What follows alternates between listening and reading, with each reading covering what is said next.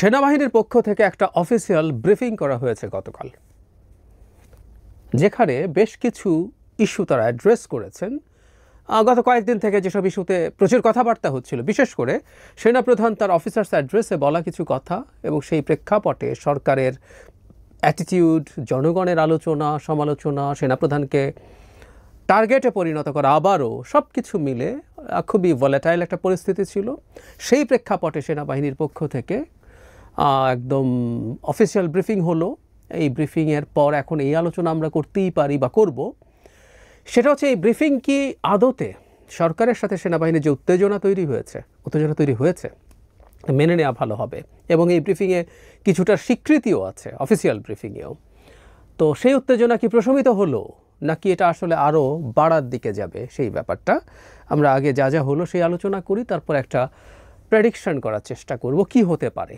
কি হওয়া উচিত একটা জিনিস, আর একটু কি হতে পারে।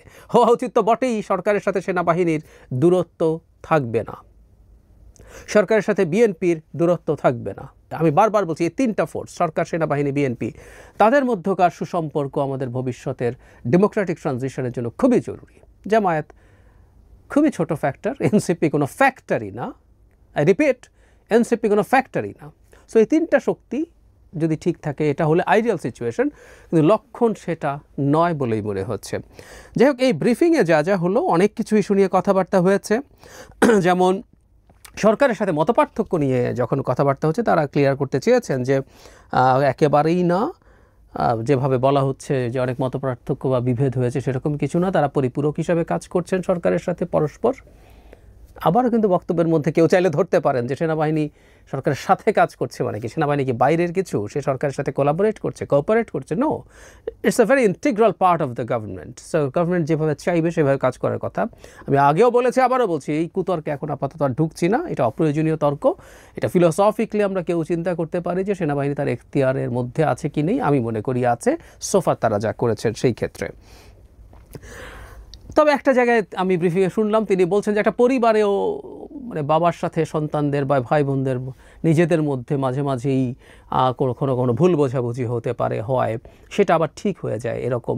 তার মানে সেনাবাহিনীর দিক থেকে অফিসিয়ালি এটা স্বীকার করা হচ্ছে যে এই ধরনের কিছুটা টানাপোড়েন আছে। আর যখনই ভালো সম্পর্ক আছে বলা হয়, নিশ্চয়তা দিতে হয়, তাতে মনে হবেই যে এই বোধটা তো বাইরে আছে, ইটস ফর শিওর, এবং তাদের মধ্যেও আছে। সেই কারণে আমাদের এই ভাগটাকে গুরুত্ব দিয়ে দেখব। তারপরে পুশিনের কথা এসছে। আমরা কিন্তু মূল আলোচনা করব করিডোর নিয়ে তাদের যে বক্তব্য, এটাই সবচেয়ে গুরুত্বপূর্ণ। কি পুশিনের আলোচনা এসছে, পুশিন নিয়ে তারা বলছেন তারা ফাইট করবেন, বিজিবি ট্যাকেল করছে। আমি শুনলাম তাদের ইন্টারভিউ, ব্রিফিং, জবাব, সেটা হচ্ছে একটা নির্দিষ্ট সীমার বাইরে সেনাবাহিনী যেতে পারে না কোনো যুদ্ধকালীন সময় ছাড়া বা বিশেষ প্রয়োজন ছাড়া। প্রয়োজনে তারা যাবেন, তাই বলছেন। লালমনিরহাটের বিমানবন্দরটা নিয়ে ইন্টারেস্টিং একটা আলাপ আছে, সেটা হলো যে এটা চায়না ইউজ করবে কিনা, এই ধরনের একটা আলাপ করা হয়েছে। ওনারা বলছেন যে এটার মধ্যে এভিয়েশন ইউনিভার্সিটি হবে, এটা একসময় ছিল, আমরা কেন ব্যবহার করব না, চায়নার ইউজ করবে কিনা সেরকম কিছু তারা জানেন না। তবে তারা আবার এটাও যোগ করছেন যে দেশের নিরাপত্তা বিঘ্নিত হতে পারে এই ধরনের কোনো সিদ্ধান্ত সরকার নেবে বলে তিনি মনে করেন। এটা ওনার ব্যক্তিগত অপিনিয়ন। সীমান্ত নিয়ে কথা বলেছেন, বান্দরবান সীমান্তের যে ক্রাইসিস আছে, মানে আরাকান আর্মি দেশে ঢুকে পড়া নিয়ে কথা আছে। এখানে একটা খুবই ইন্টারেস্টিং কথা আছে, তিনি এভাবে বলছেন, বাংলাদেশ মিয়ানমার বর্ডার এখন খুবই জটিল পরিস্থিতির মধ্যে রয়েছে। আরাকান আর্মি রাখাইন রাজ্য প্রায় দখল করে নিয়েছে, যাতে মিয়ানমার সরকারের অস্তিত্ব এখানে বিলীনের পথে। আরাকান আর্মিও কোনো স্বীকৃত সংগঠন নয়। তারপরে তিনি বলছেন যে তারা সব ক্ষেত্রে নজর রাখছেন। তারপরে যখন আরাকান আর্মির সাথে যোগাযোগের প্রশ্ন হলো, ভেতরে এসে কথা বললো, তিনি বলছেন অফিসিয়ালি সেনাবাহিনীর সাথে আরাকান আর্মির কোনো যোগাযোগ নেই। এই জায়গাটা একটু খেয়াল রাখবো আমরা, এটা সিগনিফিক্যান্ট, এটা মানতে হবে আমাদেরকে। এটা কেন সিগনিফিক্যান্ট আমি পরে আসবো। করিডোর প্রসঙ্গে তাকে যখন জিজ্ঞেস করা হয়েছে, তখন তিনি খুব স্পষ্টভাবে একটা জবাব দিয়েছেন, সেটা হচ্ছে এই। আচ্ছা, আগে আরাকান আর্মির ক্ষেত্রে একটু যদি বলি, সেটা হচ্ছে তিনি বলেন এরকম হুবহু, আরাকান আর্মির সঙ্গে আমাদের সরাসরি কোনো যোগাযোগ নেই। গণমাধ্যমে যতটুকু দেখেছেন তার বস্তুনিষ্ঠতা তারা যথেষ্ট বিবেচনার দাবি রাখে, মানে ওই যে ঢুকে প্রোগ্রাম করেছিল। করিডোর নিয়ে, যেটা নিয়ে প্রচুর আলোচনা হয়েছে, সেই জায়গাটা একটু দেখব। তিনি বলেন, কর্নেল মোহাম্মদ শফিকুল ইসলাম, দুজন মিলে ব্রিফ করেছেন, একজন ব্রিগেডিয়ার জেনারেল ছিলেন এবং কর্নেল ছিলেন। তিনি বলছেন করিডোর একটি স্পর্শকাতর বিষয়, দেশের নিরাপত্তা বিঘ্নিত হয় এমন কোনো কাজে বাংলাদেশ সেনাবাহিনী সম্পৃক্ত হবে না। আমি আবারও পড়ছি, করিডোর একটি স্পর্শকাতর বিষয়। দেশের নিরাপত্তা বিঘ্নিত হয় এমন কোনো কাজে বাংলাদেশ সেনাবাহিনী সম্পৃক্ত হবে না। খুব ক্লিয়ারলি জানিয়ে দেওয়া হয়েছে করিডোরের ব্যাপারে সেনাবাহিনীর শক্ত রিজার্ভেশন আছে। এটাই আসলে মূল জায়গা। আমার অন্য জিনিসগুলো জরুরি না। আরেকটা কথা বলে একটু চলে আসব, সেটা হচ্ছে অফিসার্স অ্যাড্রেসে সেনাপ্রধান যে বক্তব্য দিয়েছেন, আমি নিজে আমার টেইকে বলেছি যখন এই বক্তব্য আসে, যখন সরকার রিটালিয়েট করে তখন বলেছি যে এই বক্তব্যটা তো কোনো অফিসিয়াল বক্তব্য না। তিনি কোনো জনসভায় অন রেকর্ড বলেননি। উনি রাওয়া ক্লাবে যেমন অন রেকর্ড বলেছেন অনেকগুলো কথা, সেটার দায় উনি নেবেন। এটা এমন না যে আইএসপিআর আমাদেরকে স্টেটমেন্ট দিয়ে জানিয়েছে, তাও না। এটা অফিসার্স অ্যাড্রেসে বলা কিছু কথা বিভিন্ন সূত্রের বরাতে বিভিন্ন মিডিয়াতে, বিশেষ করে পত্রিকায় চলে এসছে। তো এটাকে তো আসলে শতভাগ তাদের কথা সেভাবে ধরা জরুরি ছিল না, কিন্তু সরকার তীব্র রিয়াকশান দেখিয়েছে। আমাদের নিশ্চয় মনে আছে সার্বিক পরিস্থিতি ব্যাখ্যা করে যে স্টেটমেন্ট সরকার দিয়েছিল, সেখানে দুদিন আগে 3টা শব্দ ব্যবহার করা হয়েছে, অত্যন্ত কঠোর আক্রমণাত্মক শব্দ। আমি এটাকে ধমক হিসাবেই দেখতে চাই। এটা ধমক ছিল, উদ্দেশ্যমূলক, এখতিয়ার বহির্ভূত বক্তব্য। এই 3টা কথা বলা ছিল, 3টা শব্দ স্পষ্টভাবে এটা সেনাপ্রধানকে ইন্ডিকেট করা হয়েছে। আজকে এই জিনিসগুলো তাদের জায়গা থেকে তারা জনগণের সামনে ক্লিয়ার করতে এসছেন। আমি সেনাবাহিনীর দিক থেকে যদি দেখি, তাদের অ্যাটিটিউড হচ্ছে ডিএসকালেট করা, উত্তেজনা কমিয়ে আনার চেষ্টা করা। তারা ব্যাখ্যা করেছেন তাদের অনেক কিছুই। তবে আমি এখানে একটা ফাইট দেখছি, সেটা হলো সেনাবাহিনীর সাথে জনাব খলিলের ফাইট। আমার মনে হয় এই ফাইটটা আছে এবং এই ফাইটটা চলবে। এই যে আরাকান আর্মি প্রসঙ্গে জনাব খলিল এই এবারকার ডক্টর ইউনূসের পদত্যাগ বিষয়ক ঘটনা, যেটাকে অনেকে নাটক বলে বলছেন, এই ঘটনা শুরুর আগে আগে তিনি একটা ব্রিফিং করেছেন, যেখানে তিনি আরাকান আর্মি প্রসঙ্গে বলেছিলেন আমরা স্বাধীন সার্বভৌম দেশ। এটা এই ব্রিফিংয়ে, তার আগের ব্রিফিংয়ে, আমরা যার ইচ্ছা তার সাথে যোগাযোগ করব। মানে আমাদের সীমান্তের একটা নন স্টেট অ্যাক্টরের সাথে অফিসিয়ালি আমার এখানে 10 কিলোমিটার ঢুকে জলকেলি করতে দিয়ে আর বলবো আমরা যা ইচ্ছা তাই করতে পারি, এবং আবার বলবো এই রাষ্ট্রের সভরেন্টি আমরা সমর্থন করি। দিস ইজ আটার স্টুপিডিটি। বিরাট ডিগ্রিওয়ালা লোকও যদি এগুলো বলে, আটার স্টুপিডিটি এটা। কারণ আপনার দুটো একসাথে হতে পারে না। মিয়ানমারের জান্তা সরকারকে যদি আপনি সরকার হিসেবে স্বীকৃতি দেন, মিয়ানমারের সভরেন্টিকে যদি আপনি স্বীকৃতি দেন, তাহলে আরাকান আর্মির সাথে আন্ডার টেবল ইনফর্মাল যোগাযোগ আপনি রাখতেই পারেন, সেটা রাখতে হবে। এটা আমরা বলছি, একটা দেশকে অনেক কিছু বিবেচনা করতে হবে। আপনি ঘোষণা দিতেছেন এইভাবে, একটা মানুষ ন্যূনতম ফরেন পলিসি বোঝে কিনা এই প্রশ্ন আসতে পারে। তাকে আমরা ন্যাশনাল সিকিউরিটি অ্যাডভাইজার বানিয়েছি। যাই হোক, এই যোগাযোগের ব্যাপারটা মিলিটারি যেটা করেছে, তাদের সাথে কোনো অফিসিয়াল যোগাযোগ নেই, তারা এটা এনশিওর করেছে, এটাই করার কথা ছিল, এবং এটা জনাব খলিলের কথার একটা জবাব হিসাবে আমি দেখব। তার চাইতে জরুরি কথা, করিডোর হতে দেবে না সেনাবাহিনী। আমরা তাদের অবস্থানটা এইরকম দেখছি, এবং এটাও জনাব খলিলেরই এজেন্ডা। এটা উনি নিয়ে এসছেন। ওনার প্রথম রোহিঙ্গা বিষয়ক হাই রিপ্রেজেন্টেটিভ হয়েছেন, তারপর এসে ক্রমাগত তিনি এটাকে নিয়ে কথা বলে গেছেন, মিথ্যাচার করে গেছেন। আমি এটা নিয়ে কথা বলেছি, আমি আবার একটু স্মরণ করিয়ে দেই। হিউম্যানিটেরিয়ান যে কোনো পণ্য, সেটা খাবার, ঔষধ সহ যে কোনো কিছু যদি একটা ডিমিলিটারাইজড জোনের মধ্যে দিয়ে যাবে, একটা ভিডিও করে দেখিয়েছি জাতিসংঘের সংজ্ঞা অনুসারে, সেটাও করিডোর। উনি এটাকে করিডোর না বলে হিউম্যানিটেরিয়ান প্যাসেজ বলে, আমরা করতে পারছিলাম না, ভুজং ভাজং দিতে চেয়েছিলেন, কারণ তার সামনে কোটি কোটি মূর্খ অশিক্ষিত বোকারা বসে আছে বলে তিনি মনে করেন অ্যাটলিস্ট। মিথ্যাচার করছেন। অনেস্টি ওয়াজ ইম্পর্টেন্ট। হ্যাঁ, আমরা এটা করছি, করিডোর দিচ্ছি, এই কারণে দিচ্ছি। রাদার করিডোর শব্দটা যেহেতু পররাষ্ট্র উপদেষ্টা বলেছিলেন, তার ঘাড়ে দোষ চাপিয়ে কেউ তার পদত্যাগও চাইছে। অথচ এটা করিডোর, সরকার নীতিগত সিদ্ধান্ত নিয়েছে, এবং মিস্টার খলিল এটার মূল নাটের গুরু, আমরা এভাবে বলতে পারি।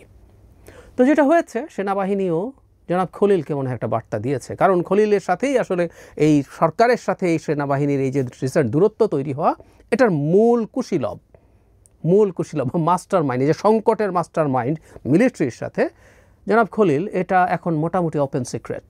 আল জাজিরার রিপোর্টেও একই ধরনের আভাস আমরা দেখেছি, আর আমাদের দেশে তো অনেক জায়গায় এই কথাগুলো চলে এসছে। ফলে মিলিটারি জনাব খলিলকেও কিন্তু একটা বার্তা দিয়েছেন, স্পষ্ট তিনি যেটা করতে যাচ্ছেন ওটা করা যাবে না, ওটার একটা ট্রেড অফ আছে। এই সরকার এই কাজটা করতে চায়, জনাব খলিল সরকারকে, ডক্টর ইউনূসকে কনভিন্স করেছেন এটা করতেন, এবং আমরা বহুবার বলেছি এটা টেনে একটা যুদ্ধের মধ্যে ঢুকিয়ে ফেলতে চান যাতে ইলেকশন করা না লাগে। তারা আমেরিকা থেকে আসছেন দেশ উদ্ধার করতে, পালিয়ে গিয়েছিলেন একসময় বাংলাদেশ থেকে, অনেকে জানেন, খুবই বিব্রতকর কারণে। এখন দেশে উদ্ধার করতে এসছেন, উদ্ধার করবেন। উদ্ধার যখন করবেন দেশ, যত বেশি দিন উদ্ধার করতে পারেন ততদিন তাদের জন্য ভালো। সেনাবাহিনী তাকে একটা খুব গুরুত্বপূর্ণ অ্যালার্মিং দিয়েছে বলে মনে করি। প্রশ্ন হচ্ছে আজকের এই ব্রিফিংয়ের, গতকালের এই ব্রিফিংয়ের পর কি দাঁড়াবে? সরকার শুভবুদ্ধির উদয় হওয়া উচিত, যতটুকু হয়েছে হয়েছে।